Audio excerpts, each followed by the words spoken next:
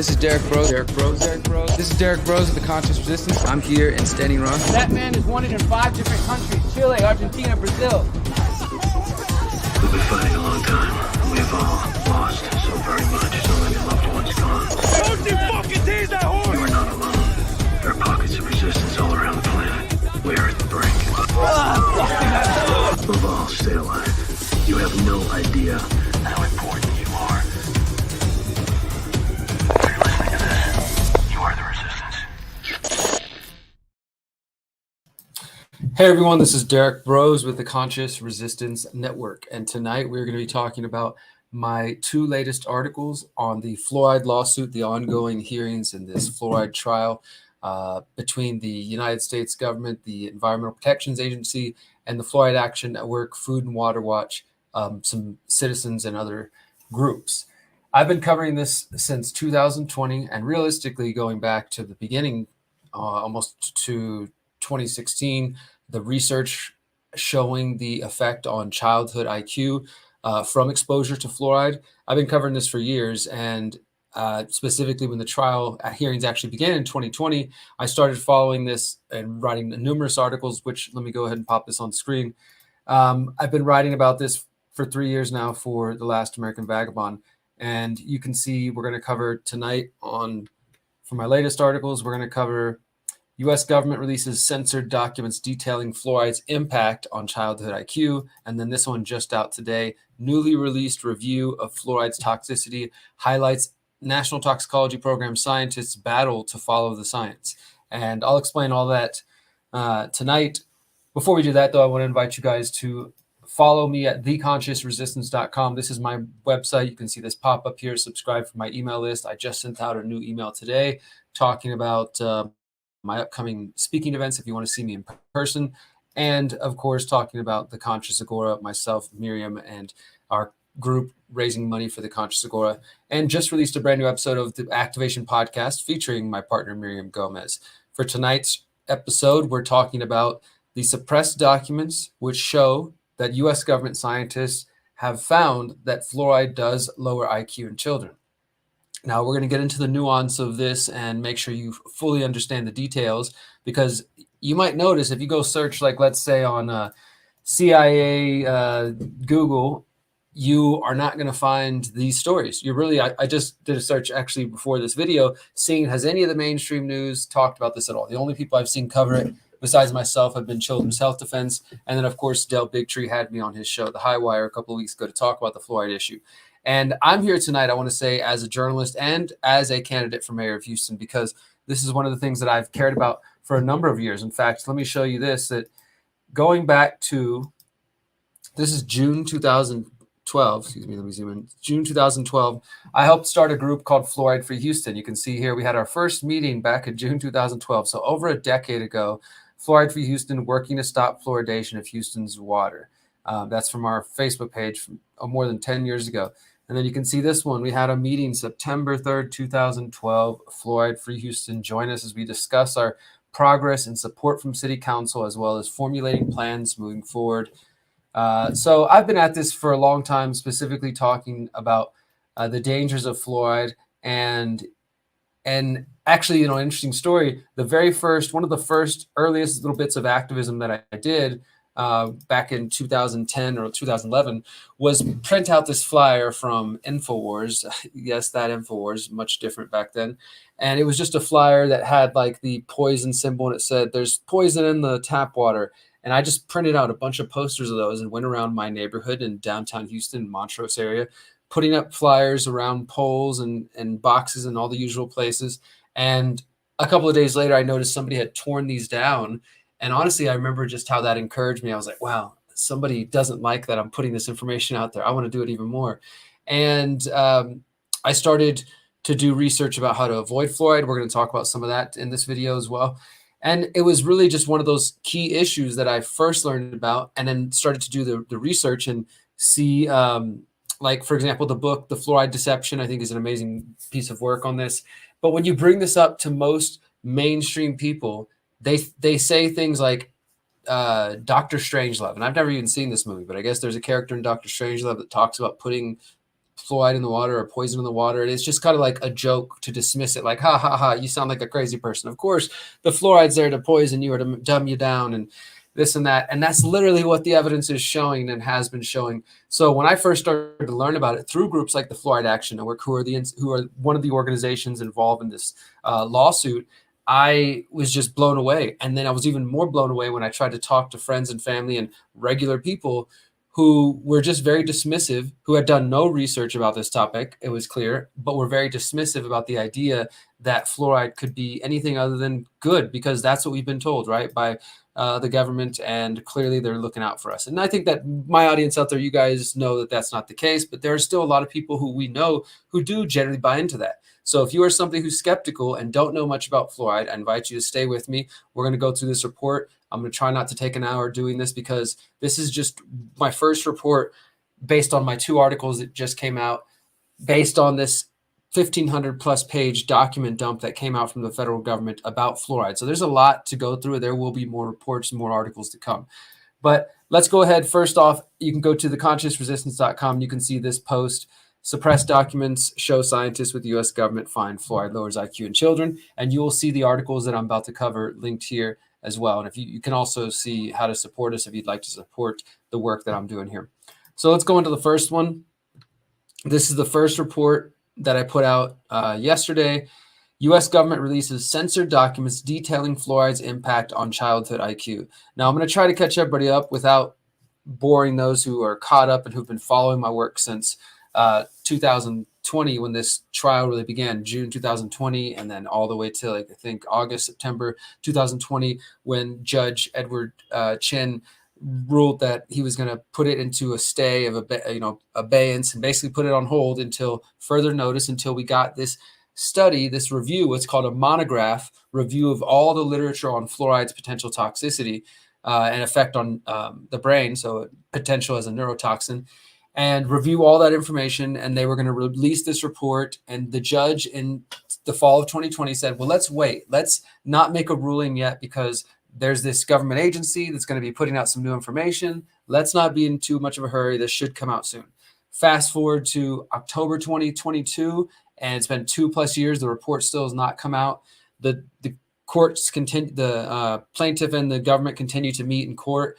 And basically what happens is that the government, the EPA, the U.S. government, was arguing to kick the can down even further and telling the judge we shouldn't have a trial. We shouldn't have a second phase of trial to, review all the evidence that's been presented, which has already been very damning against the, water fluoridation, and showing that it's harmful to people and harmful to children. It's harmful to our brains, to our body, to our thyroid.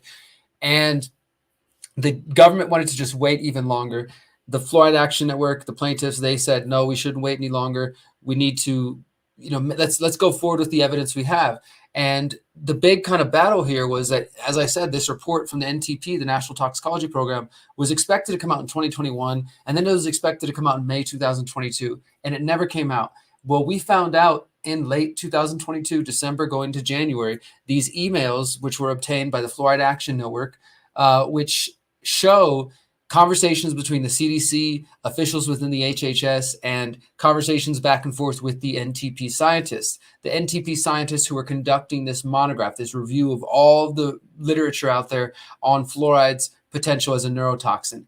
And for one reason or another, we didn't know until just recently, this report didn't come out. Well, the plaintiffs were able to file Freedom of Information Act requests, and they got these emails. And these emails clearly show, in their own words, that the scientists said that their report was done. It was ready. They believed it was done in May 2022. Apparently, it was reviewed again in September 2022, and they thought it was done then. And you can presume they still think it's done. We also saw emails showing that officials in the CDC and HHS were discussing how this report can't come out. Surely we're not going to let this come out. And they specifically name Assistant Secretary of Health Rachel Levine as one of the people who blocked this report. And then we had the director of the NTP, a man named Dr. Richard Wojcik, who came out and said that, I was the one responsible for blocking this. So we don't know the truth of who really blocked it, whether it was Lawrence Tabak, Rachel Levine, or Dr. Richard Wojcik. But we know somebody in there blocked it, and they prevented this report from coming out. And it doesn't seem to be just a case of, well, the science wasn't settled yet, when the researchers have been they've had to undergo numerous external reviews. It's a completely unprecedented set of events that's never been seen before on any NTP monograph in all the years that they've been doing monographs. And this one has been now reviewed by, internally, and then by 5 external reviewers, and by the National Academy of Sciences multiple times. And the U.S. government is trying to say, well, let's review it one other time. And right now, they have this random bureaucracy called the Board of Scientific Counselors, I believe is BSC, and they created a working group just to review it one more time. And then they're going to present that to Richard Wojcik, who we already know claims he blocked the release of it previously. And then he's going to decide if it ever comes out. So hopefully you understood all that. But what happened just this week, and the title of, sorry if my camera froze, and the title of this, this article here is that now we have the documents actually were forced out. They were forced out because of lawsuit. No, not because the U.S. government decided they were wanting to make sure we have accountability and that the people could see the truth of what was going on. No, they were forced to release these because of this court case, because of the fluoride lawsuit. The plaintiffs and the Fluoride Action Network were able to successfully argue and convince the judge that the two parties should come together so that they could release it. And so ultimately the government relented. And just this Wednesday, they posted these 1,500 pages of documents on the government website, the National Toxicology Program website. And as suspected, these documents do not make a good case for fluoride, because one could easily imagine that if this research came out and said that fluoride was the best thing ever, as they still try to tell you, they still try to tout it as one of the top achievements of the 20th century, things like that, which is not true at all. They don't want this information out. They clearly don't want this information out because it makes the proponents, the propagandists of fluoride, including the American Dental Association, the CDC, the FDA, the Department of Health and Human Services, dentists everywhere, potentially liable for lawsuits, but also it makes them look bad. So let's go ahead and dive in. Now that I've set the stage, hopefully you got all that. And go ahead, please share this video wherever you're listening from. Give me a like, give me some hearts, whatever you got, whether you're watching on Odyssey, shout out to Odyssey, Rockfin. This will be posted on BitChute. Shout out to the haters there. And of course, Facebook, YouTube, Hive. Thank you, everybody there. So again, on Wednesday, because of an agreement between the U.S. government, Environmental Protection Agency, and the plaintiffs with the Fluoride Action Network, as part of this ongoing lawsuit, they decided to release these 1,500 pages of documents. And again, this wasn't like they volunteered to do this. This was after years and years of back and forth with the court.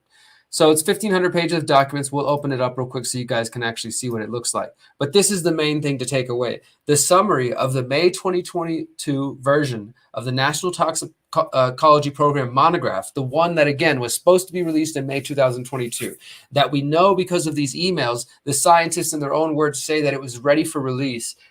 And the government, the various branches of government, somebody, whether Rachel Levine or some other official, blocked the release of this, and they continue to block the release of this. This isn't seen as the final version, what we're reading here. This is just they're saying, hey, we're releasing it as part of the lawsuit, but nobody should make any kind of legislative decisions or health decisions based on this information. Like they're trying to have it both ways. But this is what the summary finds. This review finds with moderate confidence that higher fluoride exposure is consistently associated with lower IQ in children. More studies are needed to fully understand the potential for lower fluoride exposure to affect children's IQ. So, although this is a positive development, the Fluoride Action Network, they told me, and a quote for this article, we have very little confidence the NTP will ever officially release the monograph as a final report. HHS, the Department of Health and Human Services, has now taken over the process and controls the show. And again, I'll remind you that it was the HHS, Health and Human Services, that Rachel Levine, that is alleged to have blocked the release of this report in May 2022. So when Fluoride Action Network says we have no faith that this report's ever going to be released in its final form, instead all we see here is just this draft version. And so again, technically, this isn't a final conclusion. This is the summary of a draft version of a report from May 2022, but the September 2022 version still says the same thing. What we're in September, October, November, December, January, February, March. So 6 months ago, they said they think this is, you know, what it should come out. And we know that the scientists in the NTP say they think this should be that their report has been reviewed numerous times and that it's ready for public release, but the government continues to keep it from coming out. Now, as I wrote here, the release of these internal documents offers a rare window into deliberations which take place behind the closed doors of the U.S. government scientific community. These discussions highlight how the NTP scientists have consistently defended their findings while also seeking to address the concerns of the various agencies which have reviewed their work multiple times. And that's kind of the focus of the second article we're going to get into in a moment, which I titled Newly Released Review of Fluoride's Toxicity Highlights NTP Scientists' Battle to Follow the Science, right? We're always told we need to trust the science, follow the science, trust the experts. Well, in this case, these experts were trying to say, hey, our work is done. We've reached our conclusions. We're ready to share this with the public. And these people in the HHS and CDC and other officials, they don't want it to come out. They don't want it to be public. So that's something to think about, right? Why is it that they are afraid to have this information given to the public? And the worst messed up thing about it all is that it's the kids that are at risk, right? I'm going to show you in a moment the words of these scientists where they talk about the concerns that you should have as a parent, as a human being, but especially if you have kids, young kids, is that they are going to be exposed not only through if you're drinking the tap water, which stop drinking the tap water. I get it. Like some people, maybe that's just what you think you can only afford, but that's not true. And maybe you're drinking bottled water. I'm going to show you in a moment how bottled water has fluoride as well in it. And in fact, the government, like they're right now accepting public comment on how much fluoride should be allowed in the bottled water. So drinking bottled water is not a good option either, right? But there are some options. So we're going to get into that in a moment. But let's go ahead and just look at a little bit more of what the scientists have said here. Now, I want to reiterate, the NTP's monograph has already faced numerous peer reviews by both internal and external reviewers, and yet it remains unpublished by the U.S. government. According to the NTP website, as I mentioned earlier, the Board of Scientific Counselors Working Group is going to report the latest review on May 4th in a public meeting, which I will be watching and reporting on. And then they're going to make a recommendation to the director, Richard Wojcik, but this is the same guy who previously said he blocked it. And this part of the article just goes through explaining the unusual process that has taken place. Michael Connett, the attorney with the Fluoride Action Network, said there will be at least 5 separate peer review processes extending over 4 years of the NTP monograph. And he said, quote, "This is, to put it mildly, exceptionally unusual." And it is unusual. Now, to the emails I mentioned earlier, where the scientists themselves say that their report was ready. This is from April 28, 2022. Dr. Mary Wolf, who's the director of the NTP's Office of Policy Review and Outreach, she emailed another person, Casey Hannon, the director of the CDC's Division of Oral Health, and stated that the NTP's, quote, "analysis and conclusions are set." She also told, this is Dr. Mary Wolf of the NTP involved in the NTP monograph on fluoride's toxicity, said to Hannon from the CDC that the NTP reviewed the comments that the CDC had given them, because as part of these documents, I can't seem to get it to load here, but as part of these documents, you can see the conversations taking place between the reviewers. And that's why I'm saying it's kind of like a rare window where you have, here's what the scientists originally wrote, and then you get these external reviewers. All the names are redacted, so we don't know what agencies or who they are, but they would say, hey, we think that you should reword this or rewrite this, and the scientists respond. All of that is in these documents, and that's very unusual. We don't typically see these conversations where the science is being discussed and considered. So let's go ahead and get a little bit further into it. I forgot I was going to play a video. We're going to play that in just a moment. So there you can see Dr. Wolf tells him that she said they reviewed the comments, but they still plan to release the review mid to late May 2022.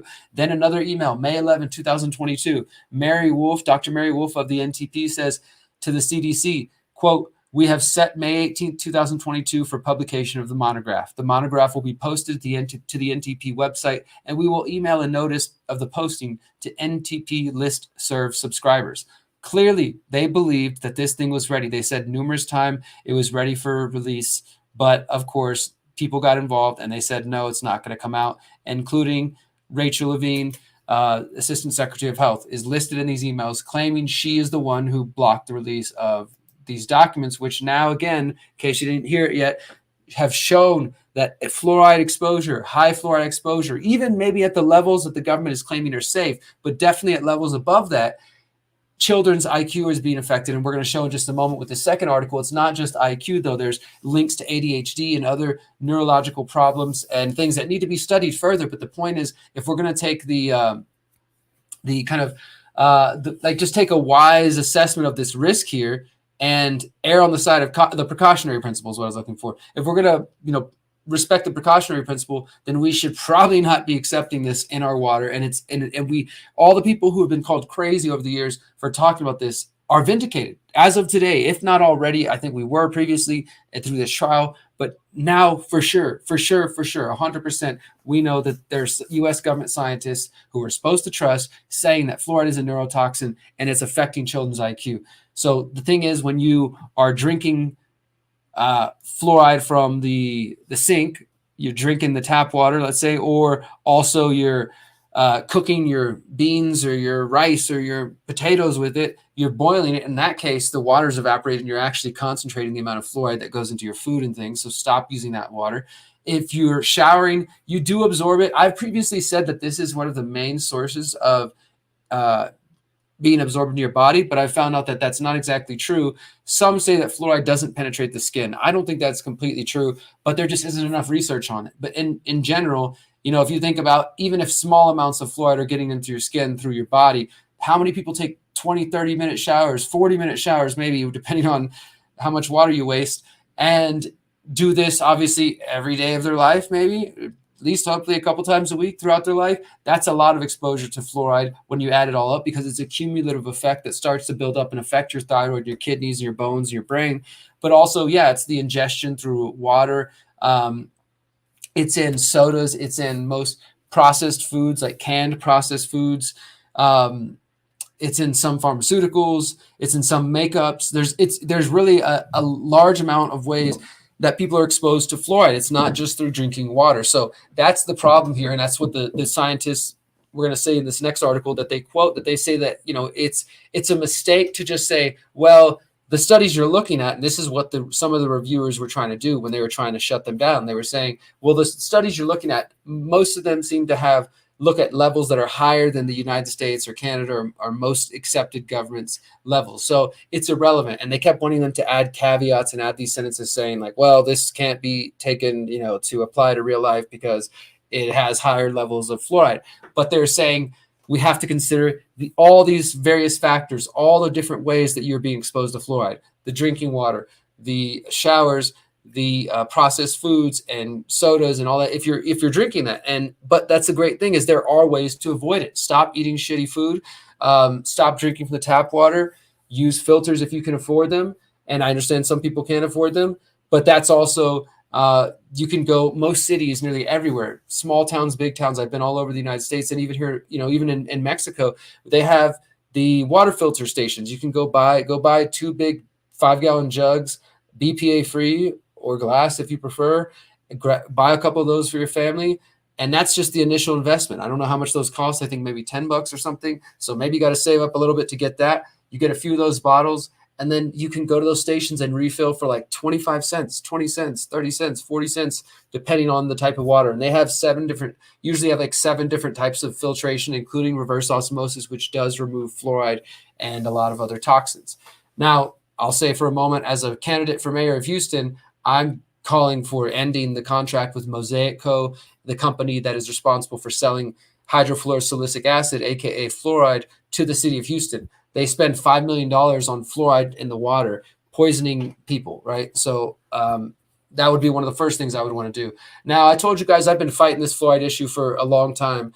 As an activist since 2010, putting up flyers and then trying to raise awareness, starting the Fluoride for Houston group. And then as a journalist, I started to report on it in 2013, 2014. I have some other articles I'm going to show you from back then where I was reporting on emails between the CDC and the American Dental Association, showing that we already knew that there was problems with fluoride and that these people have been lying for a long time. I've been at this for a while, and I want to show you one example of this. This is back in 2012, so more than 10 years ago, when I was confronting Houston's former mayor, Anise Parker, questioning her about fluoride. And the audio is not the best, but just go ahead and listen. You'll see a young Derrick Broze here, patiently waiting to get around the mayor's bodyguards to ask her about fluoride. And she says she stands with the CDC. She's not going to rethink fluoride. And I think I'm looking pretty good now after all these years of being called crazy for talking about this. And I feel like I stood on the right side, and I continue to be on the right side. So check this out real quick.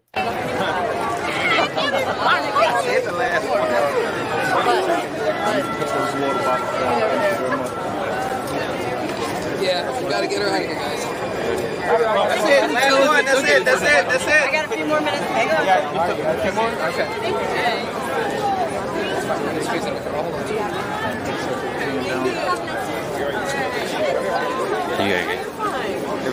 Y'all ready? We're kicking it in high gear.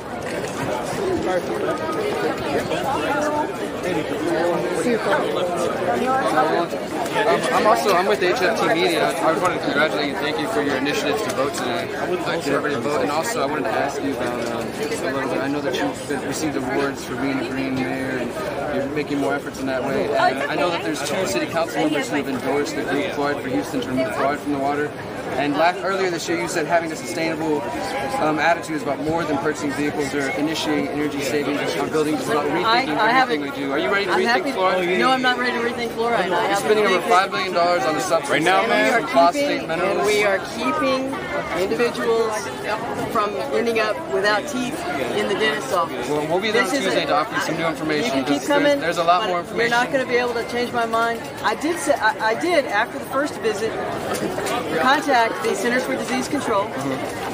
Go through their recommendations, and their recommendations continue to be that cities put fluoride in the water. They've recently adjusted that in the past 2 years. They have adjusted the amounts, but they still recommend fluoridation of water. So I think that in the future we're going to see that this is like many dangerous things. No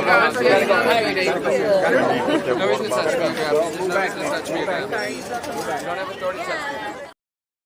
All right. Welcome back. This is Derrick Broze of the Conscious Resistance Network. That was a clip of me 10 years ago. I know it was kind of background noise, but you could hear the mayor. This is former mayor of Houston and East Parker. Where are you at in East Parker? Oh, yeah, you went on to get hired at Harvard. And this is what sickens me. I just kind of digress for a moment that these type of people are looked at as respectable. They're getting elected to mayor, getting jobs at Harvard. And I'm looked at as the crazy guy who asks questions about fluoride in the water. Oh, we all know that's safe 10 years ago. And here we are now with concrete evidence in these documents showing that children exposed to high levels of fluoride. And then the thing about this, guys, so if you're a mother and you're using formula and it's being reconstituted with fluoridated water, the kids are getting like, boom, high dose of that at a young age. So and they're obviously absorbing it through the mom too as well. So if the mom's drinking fluoridated water, then that's going to be a problem too. This is a look at the documents here, the actual documents. This is 1,500 pages. I'm going to be working with some friends. We're going to continue to go through here to review. And a lot of it is just kind of repeated information. It's like the NTP monograph from 2022, the NTP monograph from May 2022. But I want to show you just, you guys can kind of see off to the side what I was talking about earlier. You have these comments to the side. These are the comments from the reviewers. So the external reviewers, their names are redacted. You see this kind of redacted black here. But these are very rare. It's very rare for us to believe that to see these conversations, to see the scientists and the reviewers in the peer review process going back and forth and having the dialogue. So that's what makes these documents really interesting. But even more than that, let me go back to my article, is the fact that these scientists, the NTP scientists, have been repeatedly standing by their work and defending the work that they're doing and standing up against, well, I don't want to say bullies, but let's just like take it on the most basic objective level. Let's say that these other scientists, these other external reviewers genuinely believe the work is not good enough to be published yet. Even though it's been reviewed by 5 different external reviewers who gave it the thumbs up, the scientists have updated and adjusted their words and tweaked little things to try to satisfy the reviewers. And it just keeps saying, like, we need to keep reviewing it. We need to just review it one more time. Like they're just waiting for somebody to find a different opinion, even though they keep finding the same thing. Fluoride is toxic and it is affecting the IQ of young children. And we have increasing evidence of that, and we should act on the precautionary principle and end the recommendation and any sort of mandates. Stop paying taxpayer dollars to put this poison in the water. I mean, it's that simple. So I want to show you, though, examples of these scientists standing up here. one other thing I will say is, in addition to the NTP monograph, they had 2 reports that were part of this, and this is all in the documents. The other one is called a meta-analysis, also called State of the Science. And this meta-analysis was dated July 2022. It's titled Association Between Fluoride Exposure and Children's Intelligence, a Systematic Review and Meta-Analysis. And these scientists behind the meta-analysis, so we got the NTP monograph that already said that fluoride is connected to lowering IQ of children. Then you've got these the meta-analysis, which says, quote, this meta-analysis confirms results of previous meta-analyses and extends them by including newer, more precise studies with individual level exposure measures. The consistency of the data supports an inverse association between fluoride exposure and children's IQ. That's them saying, like, there's a relationship, there's an association with the IQ going down, the higher the fluoride exposure is in infants and young children. Other documents include sections, as I mentioned, with comments from the reviewers and the scientists going back and forth. Now, most of this back and forth centers around the reviewers telling the scientists that they need to insert different statements. Like I was saying, that you need to say, specifically, they keep telling them, you need to put in a statement that notes that the majority of the studies being reviewed involved exposure to fluoride at levels above the U.S. government's recommended dose for water fluoridation. So let's make that clear so nobody accuses me of misinformation or fake news. Most of the studies looked at it at levels above what the U.S. government recommends. So you could argue and say, oh, well, this is not realistic. It's not based on what people are going to actually be absorbing. But then, as we mentioned a couple of moments ago, you have to consider all the other factors. And this is what the scientists themselves wrote back. This is the scientists pushing back and saying, no, we're not going to make that change. They repeatedly assert their view that adding such a statement is unnecessary because water fluoridation is not the only exposure an individual faces. This is from the NTP scientists. Quote, as we discuss in the monograph, fluoride is found in the water, certain foods, dental products, some pharmaceuticals, etc., and individual behaviors are likely to be an important determinant of actual total fluoride exposures. And then they say in another part, quote, it is true that our stated confidence assessment is based primarily on studies with total exposures higher than those generally associated with consumption of optimally fluoridated water in the United States. However, the confidence assessment also includes findings from studies with fluoride exposures that are similar to or even lower than those associated with optimally fluoridated water supply. So yes, a lot of the studies are higher than the recommended dose of the US, but some are at the same level and even lower. And taken together, they show an association of a relationship that the higher exposure to fluoride, the lower the IQ and other potential neurological problems. It couldn't be more clear. I mean, this is what they've been trying to hide. So I want to show you guys a couple more things before we wrap up here for the day. Thank you again for tuning in. Please do share this report. You can go to theconsciousresistance.com and find this video. You can see the articles that I'm covering right now. And if you want to support the work I do, you can go to theconsciousresistance.com/invest. So the final part of this article, the second article, I just kind of did a little bit of a history for those who don't know that it was back in 2006, almost 20 years ago, that the National Research Council first found an association that supported an association of higher levels of naturally occurring fluoride, not even the added poison, the naturally occurring stuff, and adverse neurological effects in humans, and recommended further investigation. And that was the beginning of deciding, like, okay, we should look further into this. And the NTP themselves, they started out with more than 25,000 references that they pulled from various databases, including more than 500. They then narrowed it down to 500 studies, including 167 human studies, 339 non-human mammal studies, and 60 in vitro studies. And in the end, they only chose high quality, low risk of bias studies. And when it came to kids and IQ and kind of looking beyond that, they chose 72 studies for the children, and they narrowed that down to 19, which they said were low potential for bias. And these studies came from China, Canada, Mexico, India, and Iran. And the researchers wrote, quote, the results from 18 of the 19 low risk of bias studies that evaluated IQ in children provide consistent evidence that a higher fluoride exposure is associated with lower IQ scores. I mean, it couldn't be more clear than that. The monograph also looked for effects beyond just IQ, other what they call neurodevelopmental effects. And the researchers conclude that the high quality studies show evidence of, quote, an association between fluoride exposure and other cognitive neurodevelopmental effects, including low neurobehavioral scores in infants, an increase in attention-related disorders, including ADHD in children. Now, when it comes to those particular things beyond IQ, like ADHD, low scores for infants, they do caution. They say that there are limitations in their data set, and so they have low confidence about this association. So I feel like, and if you look at the documents, you can clearly see that the reviewers were arguing for them to, hey, you need to change this language to make it sound less threatening, essentially. But the researchers, they say that, yes, there's limitations in our data set. We have low confidence.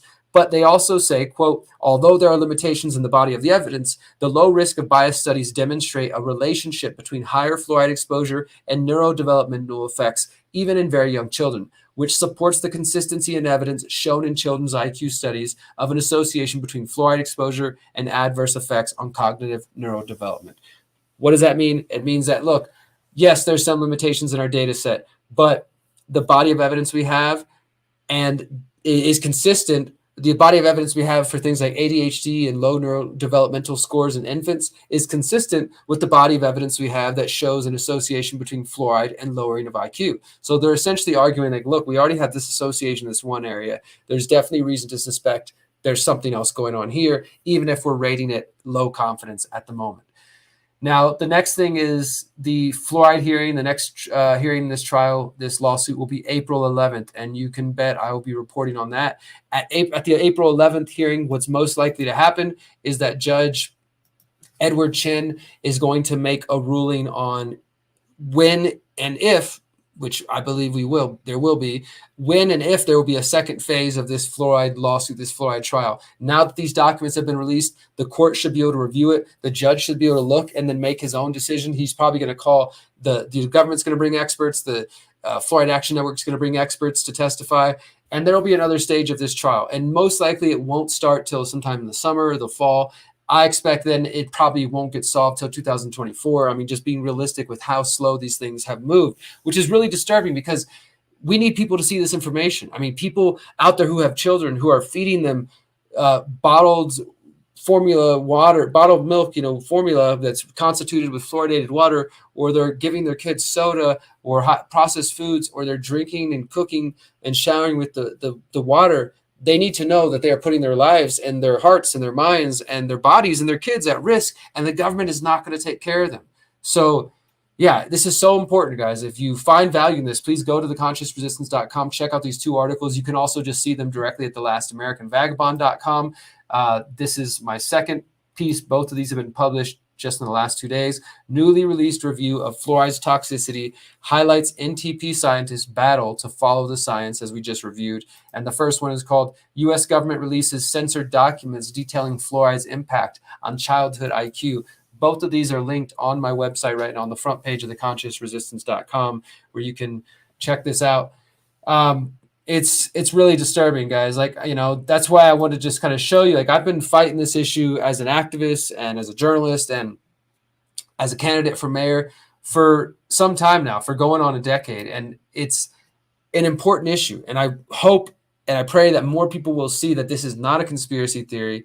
It's not about being right. Just put your egos aside and realize that the science that we're all told to trust is showing that this is a danger to our families and to the children and to the coming generations. And anybody who's pregnant right now, you need to get this information to them ASAP so they stop drinking fluoridated water. And also, the other thing is, let me pull up one more article about the claims of the cavities, right? Because this is the other big thing. Sometimes people will say, well, yeah, Derrick, that I know that you're saying that there's something wrong with the fluoridated water, but that's different, right? The fluoride treatments are still good. The ones I get from my dentist, because I've been getting those since I was a kid. I'm scrolling, trying to find where I posted this article a couple days ago. But that is not true at all, guys. I wrote this article in 2015. Here it is. 2015, and it's titled, let me pull this up. This was for truthandmedia.com, for those who might remember that. This is Ben Swan's old website. I used to write for Ben Swan, journalist Ben Swan, And this was a report I put together for his website in 2015. New study says water fluoridation does not reduce cavities. This is just from back in 2015. And this is not just one study. This is another similar to the NTP monographs, which are reviews of all the studies. You might have heard of the Cochrane review, the Cochrane collaboration, which is a global network of researchers, professionals, patients, which they do these comprehensive, well-designed papers. They're considered to be very reliable. And they did one actually just recently on COVID-19 and masks and such. Well, this Cochrane review on fluoridation found that there is insufficient evidence that fluoridation reduces tooth decay in adults. They said they were unable to determine whether water fluoridation has any impact on cavities levels in adults. And, there's some science behind this. I'll link this too as well, so you can check that out. But the point is that's not even an accurate claim. So even the people trying to tell us that, like, okay, well, let's get it out of the water, but I'm still going to have my dentist put it on my teeth. It's not good for you. And that's the problem. That's why this information is being suppressed, because groups like the American Dental Association, like the CDC, like the FDA, they have long promoted and recommended this. And they are scared. They're terrified that they're going to face lawsuits if this information comes out. And it's coming out now. And realistically, there are people out there who could say that their children's IQ or their development of ADHD or other things, like neurodevelopmental factors, that fluoride may have played a role. Let's say if they can prove that, hey, we were chugging down fluoridated water every day, or he's drinking soda, and whatever ways that it might be difficult to prove. But the point is, I do believe this will lead to mass class action lawsuits all around the country and maybe all around the world if this report does actually come out and is seen as the final opinion of the U.S. government, or at least one agency of the U.S. government. It's going to be difficult to see how that goes, or if the lawsuit continues and the judge rules in favor, says that fluoride is a neurotoxin and it violates the Toxic Substance Control Act and is therefore banned, and history has changed. I mean, that would be amazing, right? Because humanity has only been being poisoned by this stuff since 1940. They started after World War II. So what, 60, 70, 80 years now that people in the US and other countries have been being poisoned by this. That's not a long time in our history. We can overcome this. We can rise above this. We can make sure that we are able to get our strong minds, our bodies, and our hearts and our spirits back, and get this poison out of the water. That's what it is. And no matter what anybody else tries to tell you, the evidence is there. We've got the documentation. We've got the scientists standing up and saying this study is ready for release. And we've got the scientists, the reviewers, and the officials at the HHS saying, no, this is not going to come out. We need answers. Hopefully it'll come out in the lawsuit. I'll continue to cover it and report on it, guys. I appreciate your time. Thank you so much for listening. You can find this report at theconsciousresistance.com. Until next time, remember, you are powerful, you are beautiful, and you are free. And if you're in Houston, I'm running for mayor. Check out DerrickBroze.com. Peace. Since 2012, the Conscious Resistance Network has been an independent media organization focused on empowering individuals through education, philosophy, health, and community organizing. We work to create a world where corporate and state power do not rule over the lives of free human beings. Our motto is leading by example and helping others in their pursuit of freedom. Visit theconsciousresistance.com to find our articles, documentaries, interviews, podcasts, books, and more. Remember, you are powerful, you are beautiful, and you are free.